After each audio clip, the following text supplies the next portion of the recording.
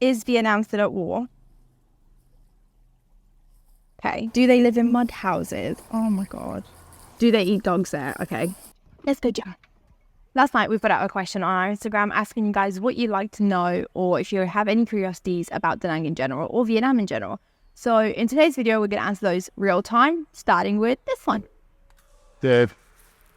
Sort of shouting down there. The gyms in Da Nang are pretty good. I've been to quite a few, I think most of the gyms in Da Nang I've been to now.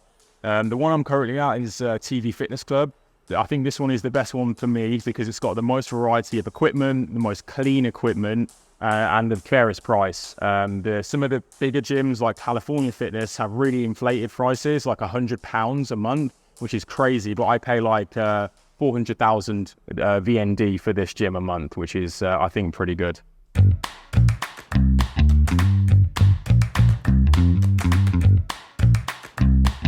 We get the vegan question quite a lot, so maybe it's nice to see that there's a lot of vegans in the community.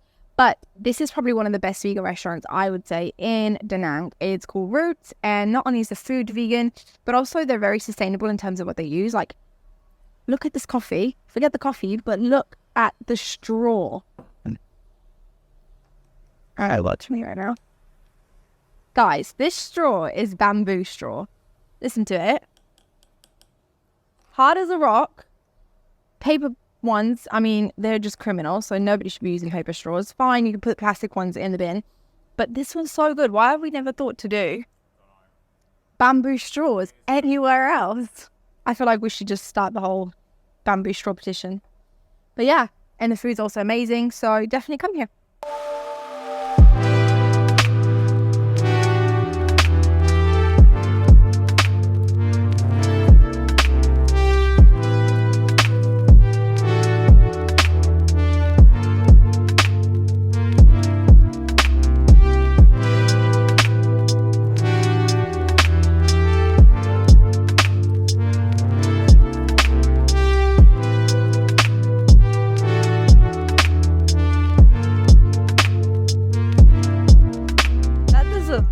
Yeah, it does. It does. Nice.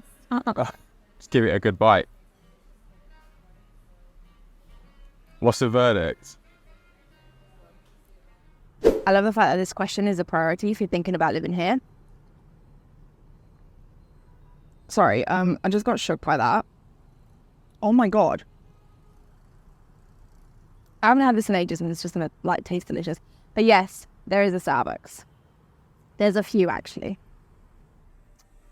So this question, I work out completely different to Aaron. So for me, I work out what 1 is, then what 10 is, then what 100 is. I still don't get that, so like, for example, 10 is 33p. Like 10k is 33p. Yeah. So 100k is 3.33. So £3.33. It's so complicated. Right, this is what let's get a yogurt or something.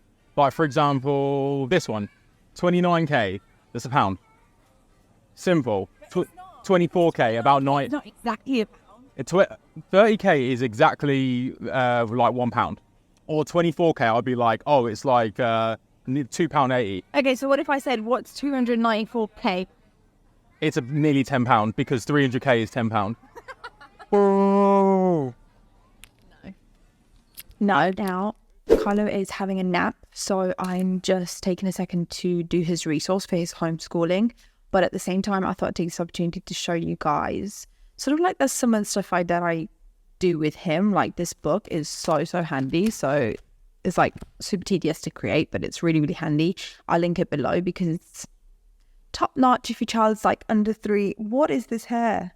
If your child is under 3 and you homeschool. The other thing I wanted to talk about is if you don't want to homeschool, the opportunity for international schools in Da Nang is, there's a lot of it basically. You're not able to send your children to a public school in Da Nang or in Vietnam, I think, if they are not citizens. So if they're foreigners, the likelihood is that you'll need to send your kid to an international school. They are private, so the charge or sort of the fee with each school depends on what school that you send your kid to. The kindergarten that we send Kylo to he goes part-time, and the fee for part-time schooling is 400k a day. He gets dropped off at 8 in the morning, gets picked up at 11:30, and then if you want to send them for a full day, it's 700k a day. Normally, the way you pay your fee here is yearly, quarterly, or bi-yearly. So, sorry, no, not bi-yearly, every 6 months.